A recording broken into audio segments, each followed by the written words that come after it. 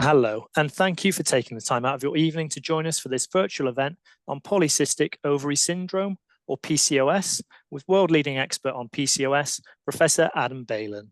Following the presentation, he will be responding to your questions. You can send these through at any time during this evening's event via the Q&A panel on the right-hand side of your screen. I will now hand you over to Professor Adam Balen. Thank you, Sam. Good evening, everybody, and thank you for joining us. Sorry, it's a couple of minutes late. I think it's because of weather conditions all over the country. Anyway, I'm going to be talking about PCOS, Polycystic Ovary Syndrome, in the next 20 to 30 minutes. I'll be happy to take questions afterwards. So Polycystic Ovary Syndrome is extremely common. Actually, it's the commonest hormonal disturbance to affect women. Probably affects a good 10 to 12% of all women. And because it affects ovulation, it's one of the commonest causes of fertility problems. So whilst it focuses on the way the ovaries work, it can have effects around the body. You can have an excess in the androgen hormones, and I'll say a little bit more about those in a few minutes. Leads to irregular periods, and for some people, no periods at all, and therefore absent or irregular ovulation. And of course, the cardinal feature of the polycystic ovary as seen on an ultrasound scan. And again, I'll show you some pictures of these in a minute. There are a number of associations. So many women with PCOS find it easy to gain weight, difficult to lose weight, and being overweight certainly increases the risk of metabolic problems and increases the risk of developing conditions such as type 2 diabetes. And of course, in the context of many of the people we see in our clinics, fertility is a major problem. So first, I thought it would be a good idea just to remind you how ovulation is controlled, because understanding the control of ovulation enables you then to understand how things may go wrong. So here we've got a cartoon of an ovary, and within the ovary there are literally hundreds of thousands of these tiny follicles which are microscopic and contain eggs. Every month, a few start to grow, but the natural levels of hormones in the circulation only promote the growth of one follicle. It becomes visible on an ultrasound scan, usually visible when it's 2 millimeters or so across, grows to a size of about 20 millimeters, and then ovulates and releases an egg. And then after ovulation, you have a corpus luteum, which is the structure that remains after ovulation and produces progesterone, which is important for implantation. So the control of ovulation is from the hypothalamus and pituitary glands in the base of the brain, producing FSH, follicle-stimulating hormone, and LH, luteinizing hormone, which in turn stimulates the ovaries. They're usually 2 ovaries either side of the womb or uterus, and the egg is released and picked up by the fallopian tube, where it should be fertilized before turning into an embryo and finding its way into the uterus, where hopefully it implants and results in a pregnancy. The ovary produces a number of hormones. The key hormones are testosterone and estrogen, and also progesterone. And so I'm now going to talk through how these hormones are produced during the menstrual cycle. So this is a stylized 28-day cycle. Not all women have a 28-day cycle, but the majority who are having regular periods have a 28 to 30-day cycle, with ovulation occurring about 14 days before the next period is due. So just so happens in a 28-day cycle, this will be halfway through the cycle. But as I'll show you in a few slides on, when the cycle length is longer, ovulation will be a little bit later. So basically, at the beginning of the cycle, FSH levels are relatively low, and they stimulate the growth of one of these follicles. And the follicle, as it grows, produces estrogen, which is important to stimulate the womb lining, which is where a pregnancy will eventually develop. estrogen is actually made from testosterone. So you can't have estrogen without first making testosterone. And many people think that testosterone is a male hormone. It isn't. It's a male and female hormone, just as estrogen is produced by both men and women. It's the relative amounts that are important. And so testosterone gets converted into estrogen during the growth of the follicle. So as the follicle grows, estrogen levels, seen here in green, rise, and the rising estrogen promotes the mid-cycle surge of hormones that trigger ovulation. The main hormone that rises is luteinizing hormone, LH, and for those of you who may use urinary predictor kits for ovulation, it's this surge in LH or the peak in LH that you measure in the urine, and there's a smaller peak in FSH at the same time. And it's these hormones that trigger the release of the egg and also get the egg ready to be fertilized. After ovulation, it's progesterone that's produced from the corpus luteum, and we sometimes measure progesterone in the middle of this second phase of the cycle, usually on day 21 if it's a 28-day cycle. But if ovulation is later, then day 21 is the wrong day, and we would measure it a few days later. So the next thing is to understand when the egg is fertile and the so-called fertile window. So the egg remains fertile for about a day after it's been released. Sperm, on the other hand, remain fertile within a woman's womb and fallopian tubes for up to 5 days. And so the fertile window is approximately 6 days. It's important also to know that you shouldn't only be having intercourse around the time of ovulation, as long gaps between ejaculations are bad for sperm. So sperm is made every day and stored within the testes, and the stored sperm starts to die off, releasing chemicals that affects the newly released sperm. So whilst it's natural to think that you should be having intercourse around the time of ovulation, which of course you shouldn't only be having intercourse at that time, because long intervals between ejaculations is bad for sperm. So as I mentioned, ovulation usually occurs 12 to 14 days before the next expected period is due. So for a 28-day cycle, that will be between days 14 and 16. The fertile window therefore starts around about day 9, which is 5 days before day 14, and ends a day after ovulation. So if this is when ovulation is occurring in a 28-day cycle, this will be the fertile window starting round about day 9 to maybe day 15 or 16. And you can count backwards if you want to calculate where that fertile window would have been in relation to the next menstrual bleed.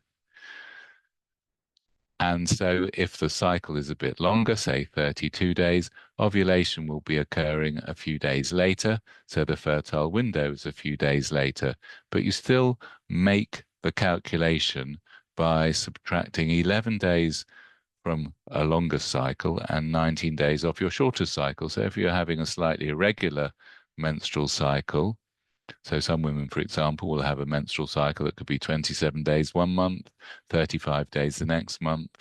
You can calculate when you are most likely to be fertile using this very simple formula, basically subtracting 11 days off your longer cycle and 19 days off your shorter cycle, and thereby you can calculate the fertile window. So if your cycles are between 28 and 32 days, the fertile window will start on day 9 and end on day 21.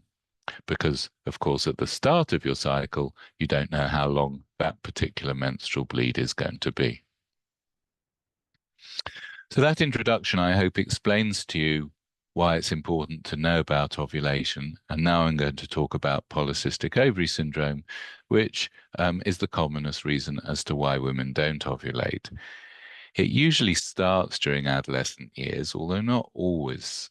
And the usual features in young women with PCOS are signs of androgen excess. So the androgen hormones include testosterone, and testosterone is often secreted by the ovaries at a slightly higher rate than in women who have normal ovaries. And the overproduction of testosterone can lead to unwanted hair, particularly on the face and chin, and also acne spots, and rarely also thinning of the hair on the head. We see these polycystic ovaries with lots of these little egg-containing cystic follicles in the ovaries, and many women also find that they gain weight, and that increases with time, increasing the risk for metabolic problems, in particular diabetes. So over the years, there have been many guidelines written about PCOS, and I've been involved in all of these guideline groups, starting with a big international consensus in Rotterdam over 20 years ago now, in which we defined PCOS, and this definition still stands. And so you may sometimes hear us talk about the Rotterdam criteria.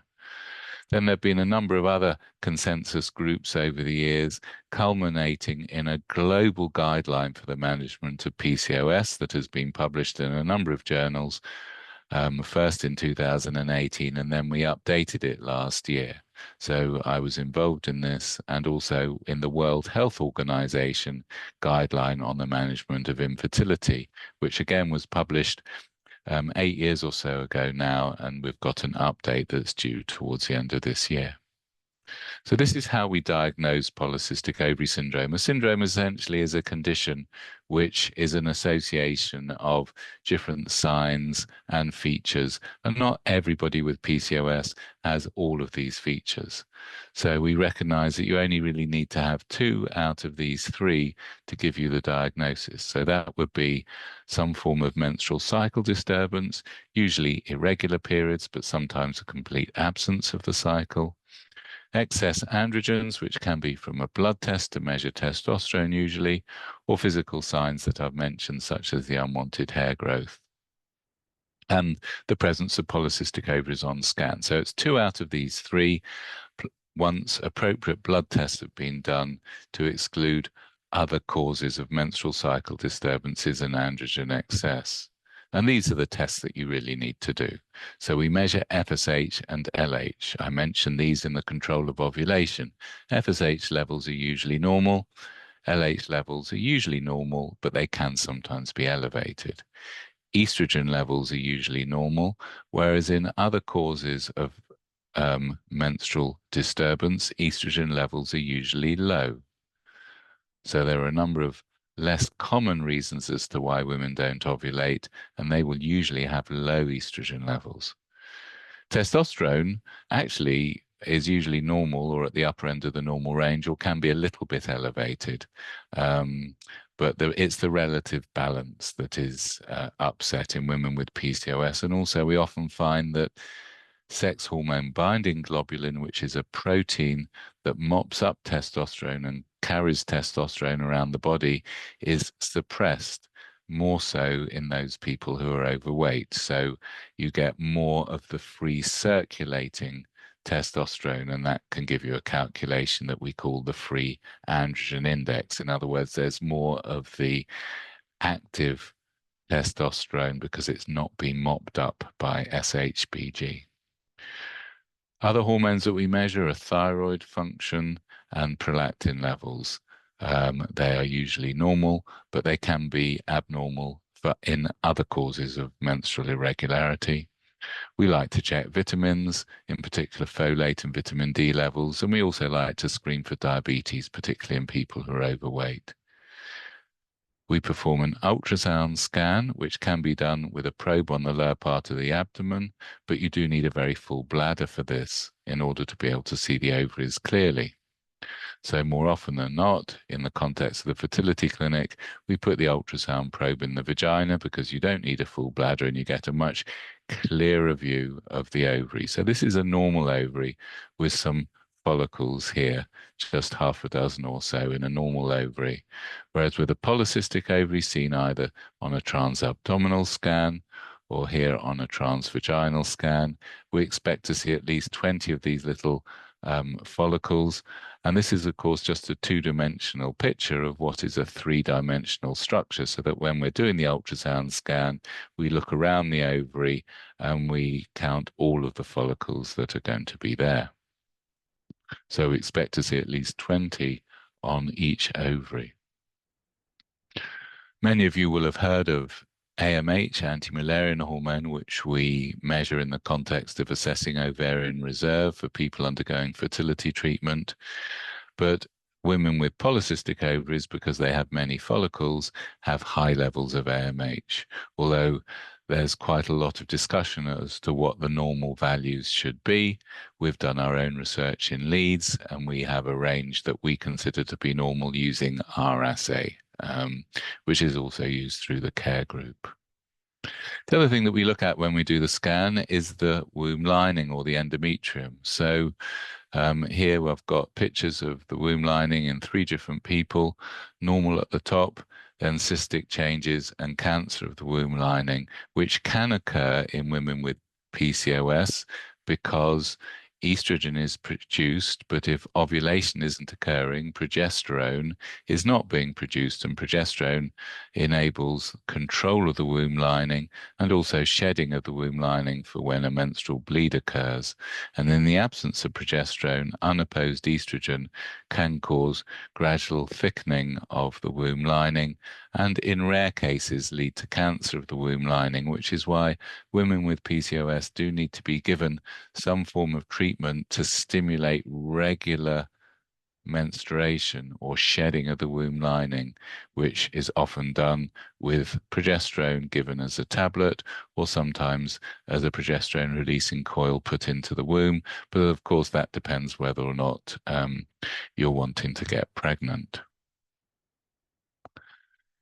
So from the polycystic ovary, we have high levels of testosterone, which, as I mentioned, is then converted to estrogen in the ovaries in normal circumstances if follicles are growing. In the absence of follicles growing, the high levels of testosterone will lead to symptoms such as the unwanted hair growth, and also we will see menstrual cycle disturbances. Slim women with PCOS have high levels of LH stimulating the testosterone production, whereas overweight women with polycystic ovary syndrome also have high levels of insulin. So people who are overweight tend to produce high levels of insulin, which acts to also stimulate overproduction of testosterone by the ovaries. So the greater the degree of being overweight, the worse the symptoms, the worse the hormone disturbance, the higher the insulin levels. And if you can achieve weight reduction, you can expect a significant improvement in symptoms and an improvement in fertility, and also an improvement in response to the sort of treatments we may want to give. It's interesting that PCOS can actually affect reproductive outcomes in a number of ways, not only by the lack of ovulation. There is even a reduced chance of conceiving for those women with PCOS who are ovulating. The eggs are less likely to fertilize, and we see that in the context of IVF, particularly for people who are overweight, because the metabolic problems affect the health of eggs, affect the health of the womb lining as well, so endometrial development is affected also. And these also lead to an increased risk of miscarriage, particularly for people who are overweight, due to effects on both the egg and the endometrium. And then if a pregnancy does carry on, there are increased risks of pregnancy complications, in particular pregnancy-related diabetes and blood pressure problems. So that's why it's very important to try and optimize health before trying for a family. So this was a big piece of work that I coordinated for the World Health Organization on the management of infertility for women with PCOS. This was published a few years ago and now feeds into the global guideline on the management of ovulatory problems. So this is the graph, and I'll take you through this over the next few slides. So once we've made the diagnosis of PCOS and have done the sort of investigations that I've mentioned, and that will also include for those in a heterosexual relationship, an assessment of the semen analysis of the male partner. We would usually want to check that the fallopian tubes are open as well, because that will then focus us on the right form of treatment to try and optimize the chance of getting pregnant. We then want to optimize preconception health. trying to keep weight down if at all possible. And there are certainly criteria in the UK on weight cutoffs before fertility treatment will be funded by the NHS. And then we use medication to stimulate ovulation. So the first line medical treatment is a tablet, a drug called letrozole. We start on a low dose and we increase the dose to achieve ovulation. And if ovulation is occurring, we then carry on for usually 6 ovulations before moving on to IVF if a pregnancy hasn't resulted. There are first-line alternatives, particularly clomiphene or Clomid, which for many years was the first-line therapy before letrozole came along, sometimes combined with metformin, which is a drug that's used for the treatment of diabetes and can have some beneficial effect for women with PCOS. But basically, letrozole is simple and has the best results. If ovulation doesn't occur from letrozole, we move on to hormone injections of drugs that contain FSH and LH. This requires very careful ultrasound monitoring because of the risk of multiple pregnancy and ovarian hyperstimulation. Again, we would move on with 6 ovulations, and if a pregnancy hasn't occurred, IVF is the last resort. An alternative to gonadotrophin ovulation induction with injections is an operation called ovarian diathermy, which is done by laparoscopy. And again, I've got a picture to show you that in a minute. IVF is always last resort. It's the most high-tech and costly form of fertility treatment, but sometimes IVF is required. For example, if the tests of the fallopian tubes show that they're blocked, or if a male partner has a sperm problem, then we may need to go to IVF and skip the ovulation induction steps. So that's the overview. Now I'm going to talk in a little bit more detail. So first of all, for people who are overweight, it should be a combination of lifestyle, so exercise and a healthy diet. There isn't actually a PCOS diet. There's a lot written about different diets for women with PCOS. There's no evidence that one type of diet is better than another, but essentially trying to keep carbohydrates low and using a Mediterranean diet. So that's cooking lots of fresh lean meat and fish with olive oil, plenty of fresh fruit and vegetables is certainly the best form of diet for achieving weight reduction and for reproductive health. Some people have suggested that metformin may help with weight reduction, but it doesn't actually do very much. There is a new class of drugs which many people will have heard of called the GLP-1 receptor agonists. There are a number of brand names that have had quite a lot of publicity recently because they do achieve significant weight reduction. However, they're not safe if you're trying to get pregnant, and you have to have stopped for at least 2 months before trying to conceive if you've been prescribed one of these drugs because of the risks to a developing pregnancy. And there can be a rebound in weight gain when you stop. So whilst they're effective in achieving weight reduction, and they are expensive, they have limited benefit at the moment. And for some people who have major problems with their weight, bariatric surgery, so that's gastric bypass or gastric banding, may be required. It achieves significant weight reduction, but it's important that metabolic and nutritional stability is achieved before a pregnancy is attempted, because that's safer for a developing pregnancy as well. So I mentioned letrozole is first line, and the challenge is trying to stimulate just one of these follicles to grow. So this is what we're aiming for, one follicle to grow out of all of these, remembering that there are usually 2 ovaries. So we need to start with a low dose because multiple pregnancies do bring with them significant risks. So if letrozole doesn't work, we move on to the hormone injections, and we need to use a low dose with very careful monitoring and strict criteria for allowing ovulation. So it's much harder to control the number of follicles that are going to grow when we're using these hormone injections. These are the same sort of injections that we use in the context of IVF, although in IVF they use at a higher dose because we deliberately want several follicles to grow in IVF, because we're actually extracting the eggs from the follicles when we do IVF, but we don't have that sort of safety valve when we're doing ovulation induction because we're relying upon natural conception. So this does require many visits to the clinic for regular ultrasound monitoring. This is some data from our clinic, shows the cumulative chance of conceiving over time. So it doesn't always happen straight away. It can take several months. You can see here after 6 ovulations, we would expect about 70% of people to be pregnant. And this is women with an age of around about between 30 and 35.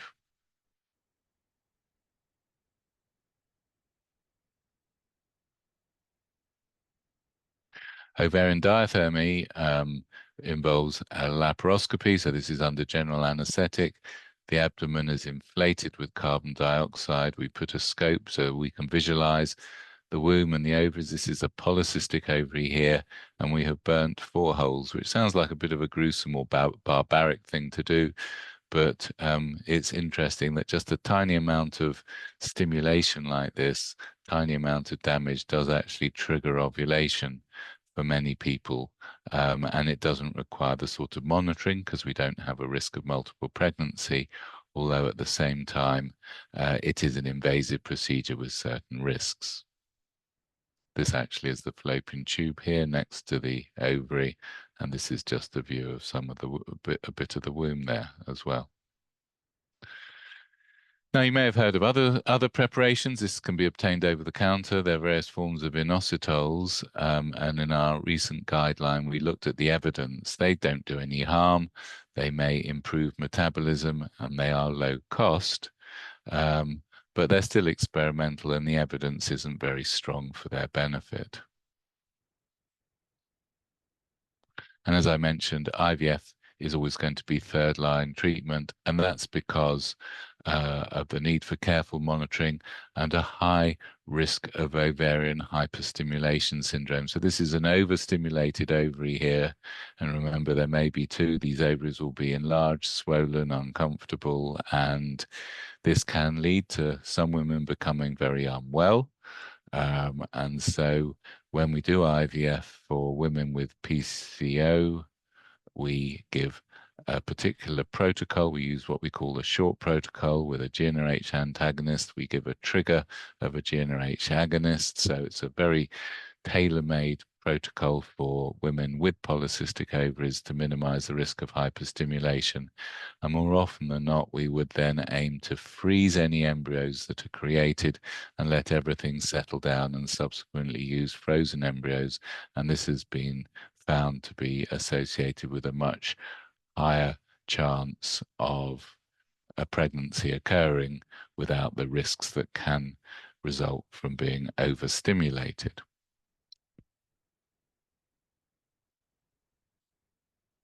Just like to mention Verity, which is the National Patient Support Organisation for women with PCOS in the UK. They've been involved in the development of the various guidelines that I've mentioned, and I'm currently doing quite a lot of research. I'm one of their medical advisors. Many of you will look online for information about the management of fertility problems. Care Fertility, of course, has lots of online information. Verity also has PCOS-specific, safe and evidence-based guidance. So it is certainly worth looking at the Verity website if you're interested. And also, if you want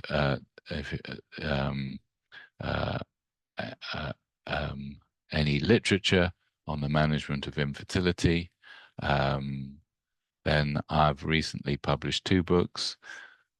The fertility book is for people with fertility problems, which I've written with my wife, Grace Dugdale, who's an expert in reproductive nutrition.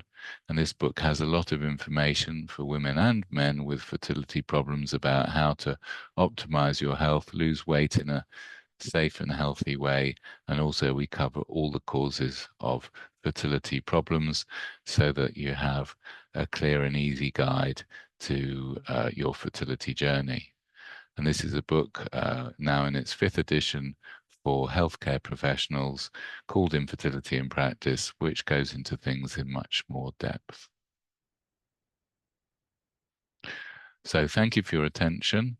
I hope you've found this an interesting overview on PCOS, in particular how it affects fertility and how we manage it. So I'm now happy to go through questions.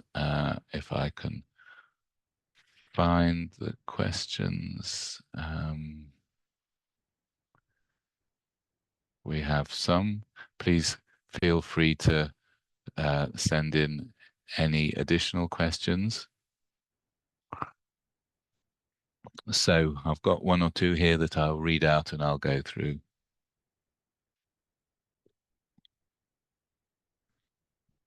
So, is it true or a myth that ovulation test strips aren't accurate for women with PCOS?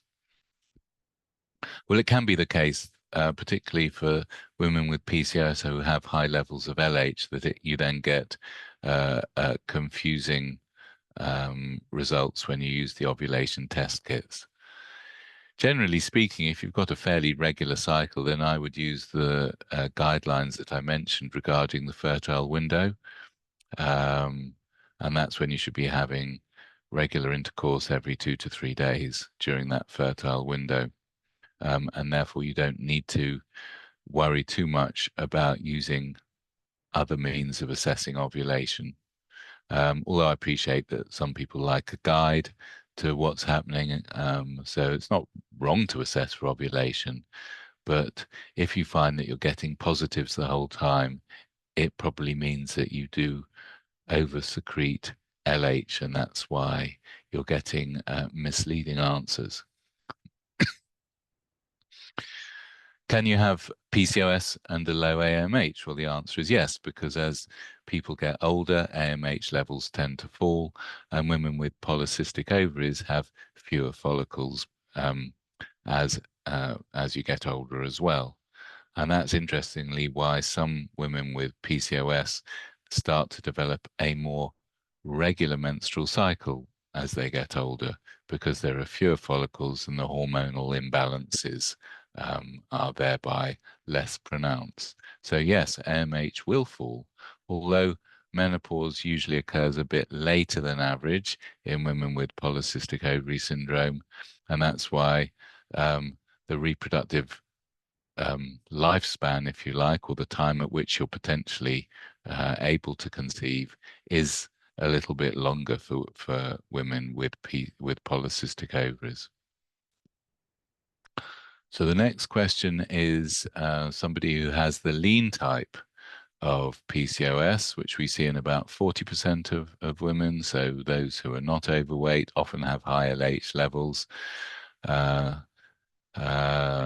This person's gone through 3 cycles of letrozole with monitoring, ovulated, the endometrium was fine, but pregnancy didn't occur. Now, it could just be statistics. So after 3 cycles, you'd expect maybe 40 to 50% of people to be pregnant, but it doesn't always happen straight away. It can take more cycles, so it's worth persevering. If a pregnancy hasn't occurred after 6 cycles, then we'd go on to IVF. Yes, there can be other reasons as to why a pregnancy doesn't occur. There can be nutritional deficiencies. There can be problems with endometrial receptivity, even if the endometrium looks normal on the scan. This is still hotly debated, and whilst there are tests that can be done, the evidence for their benefit is not actually very strong at the moment. So after 3 cycles of letrozole, I wouldn't give up. It would depend how old you are as well, because age will have an impact at any age. But certainly I would usually want to see 6 ovulations on letrozole and then move on to IVF. Of course, IVF gives us a lot of information as well as being a treatment, because when we do IVF, we're literally looking at the eggs and the interaction between eggs and sperm down the microscope and their development into embryos.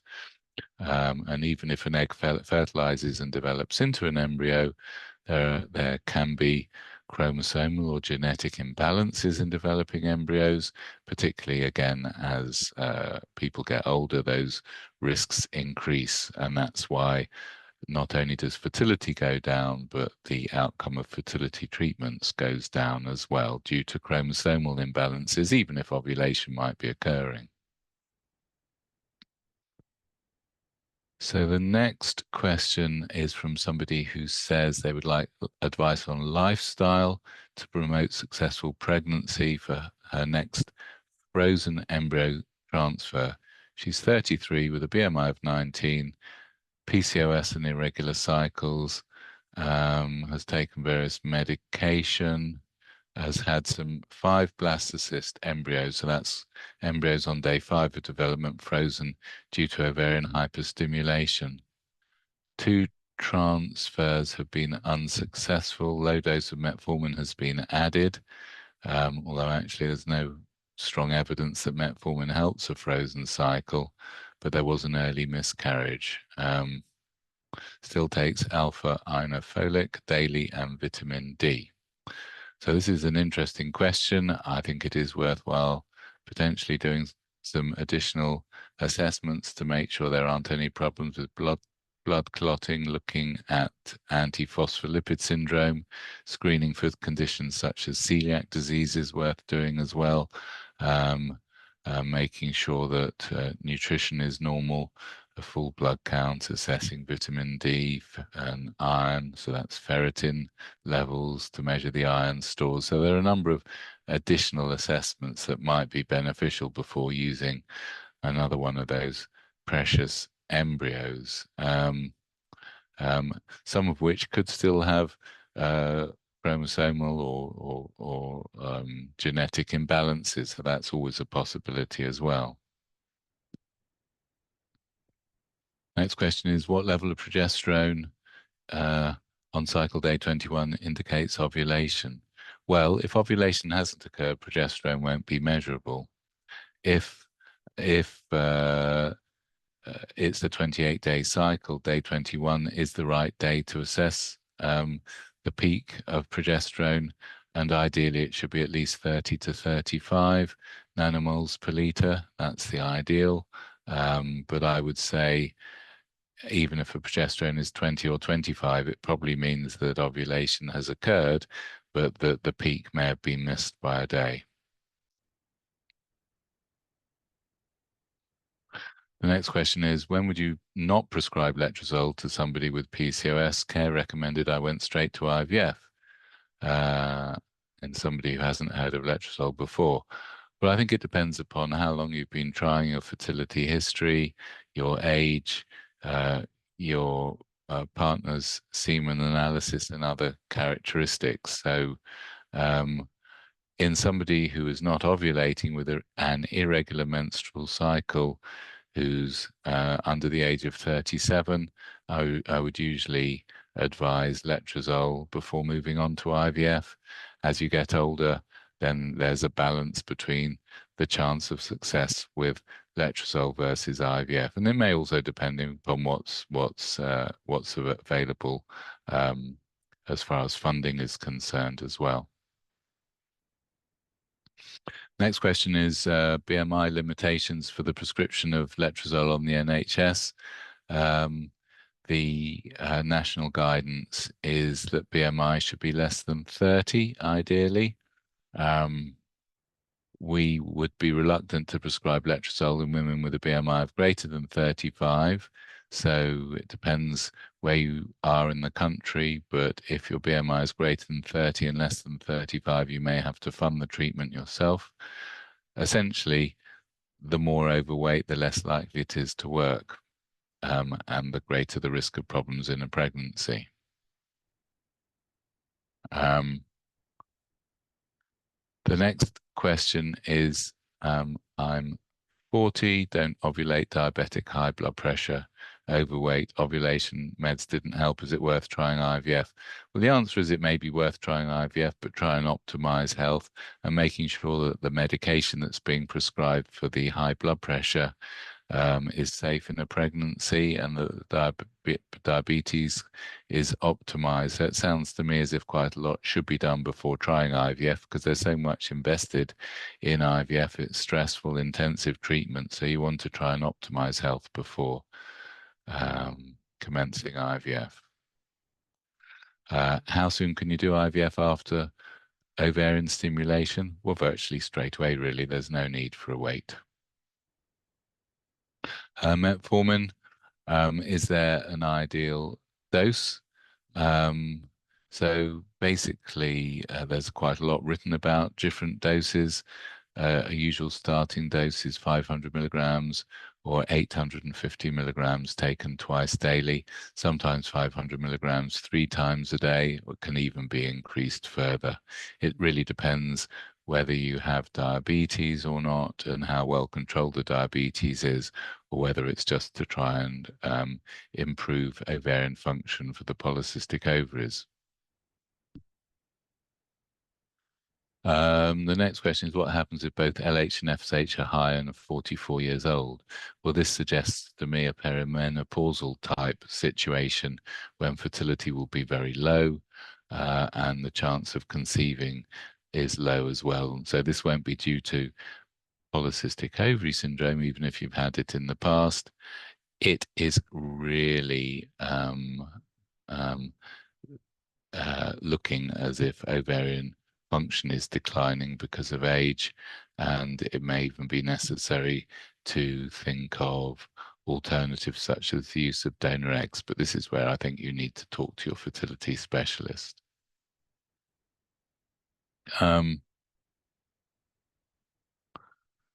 So somebody's asking the question, they've had 2 natural quick conceptions and now struggling to conceive. What's not mentioned is whether these conceptions resulted in a birth of a baby or a miscarriage. But I think I would suggest you need very thorough investigation. It could be that it's PCOS, but there may be other things going on. So I've already mentioned some of the other testing that should be done.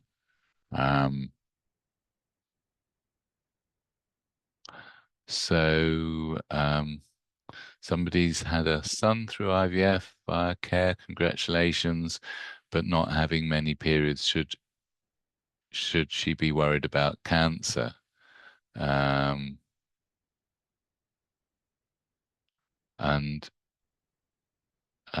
The question is, you need to be given something to protect the endometrium, the womb lining, so something to induce a regular withdrawal bleed at least once every 3 months. So again, make sure you speak to your GP or your local specialist about this. Some people take the contraceptive pill, but of course that's contraceptive, so no good if you're wanting to get pregnant. The progesterone releasing coil, the Mirena coil, introduces progesterone directly into the womb, and therefore can be a good alternative, but again is contraceptive, or sometimes just a progesterone tablet. Provera is commonly used, taken for 10 days, should induce shedding of the womb lining and minimize the risk of problems with cancer. Question on orlistat. So orlistat helps inhibit the absorption of fat. And so if you have fat in the diet, it will help prevent its absorption and thereby help with weight reduction. So it can help, but if you similarly reduce fat in your diet, then you shouldn't need to take the orlistat. Somebody's asking, how can they improve egg quality? Well, there are different supplements, and we cover this in our book. Again, it depends what else is going on. Coenzyme Q10, 600 milligrams a day, also known as ubiquinol, can help with egg health, particularly for people as they get older. Making sure that you have the right spectrum of supplements and that you've had the baseline assessments is important. And so Folate, 400 micrograms a day. If you're normal weight, if you're overweight, you have to take a higher dose, so that's 5 milligrams a day if you've got a BMI of greater than 30. Vitamin D, particularly during winter months, you need to take higher levels of vitamin D, at least 1, if not 2,000 units of vitamin D a day, the coenzyme Q10 that I mentioned, and there are various other multivitamins and supplements that people take, and again, this is covered in our book. Stress can impact PCOS symptoms. Stress can impact all aspects of fertility problems, and therefore many people access additional ways of minimizing stress. Regular exercise can reduce stress, acupuncture, mindfulness therapy, reflexology. There are various things that people employ, which may not improve fertility, but in a roundabout way, by reducing stress, in turn can improve outcomes for some people. Somebody else asking how are they supposed to know how severe their condition is? Well, I think that really depends upon measuring a number of things. It's a combination of symptoms and hormone levels, both measuring things like testosterone and metabolic health. Screening for diabetes and that sort of thing will give you an idea. So to get to see a specialist and get an individualized assessment of all of these things will be helpful. Then a question, how can you improve endometrial thickness naturally? Well, again, that's not specifically a PCOS question. Vitamin E is helpful for thickening the endometrium, and again, the right balance of supplements and vitamins. Now, why are the GLP-1 medications contraindicated for 2 months prior to pregnancy? So you can lose weight, but they have a hangover effect and can influence adversely a developing pregnancy. And that's why it's recommended that there should be a washout period of 2 months. Now, that might be being overcautious, but the last thing you want is a baby with disability secondary to the effects of medication. So I think that is all of the questions, and they've all been coming through thick and fast. There haven't been any for a minute or two. We've still got a few minutes left if anybody wants to pose another question. Otherwise, we can bring the session to a close. I'm not seeing any more. Appreciate the evening is getting on. This will be recorded, so so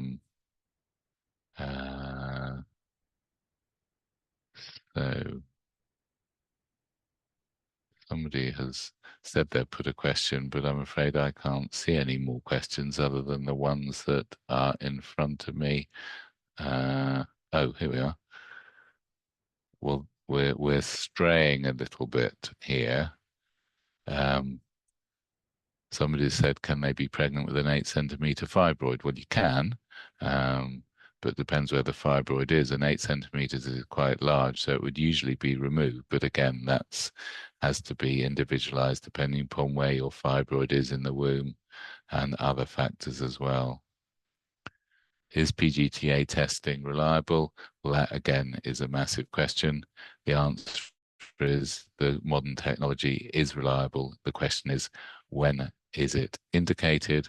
And that again depends upon your personal situation and circumstances. Usually PGTA, so that's pre-implantation genetic testing for aneuploidy to look for chromosomal imbalances, suggested for people who've either had recurrent miscarriages, recurrent or repeated cycles of IVF that hasn't worked, or for people as they get older in their sort of later 30s, early 40s. But again, there are pros and cons, and that needs to be discussed.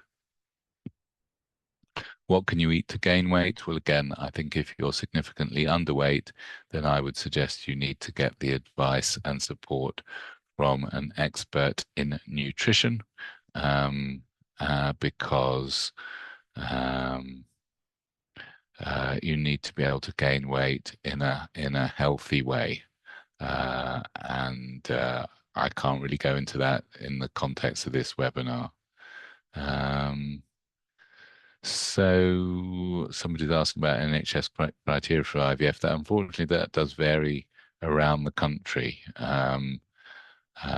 So you need to speak to your local fertility clinic who will be able to tell you the local criteria. Personally, I think it's wrong that it varies around the country. It'd be nice if it was the same everywhere in the UK, but it isn't. So I'm afraid I can't answer that question.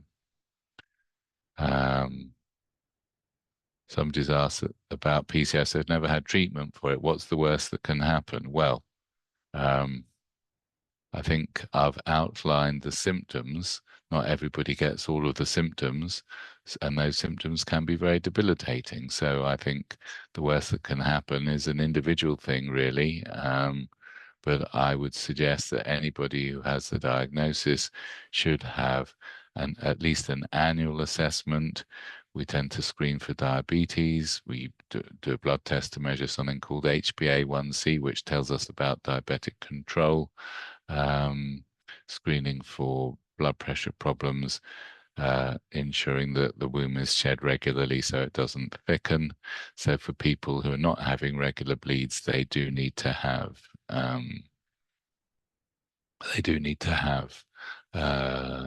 some form of assessment if they're not being treated to induce regular withdrawal bleeds.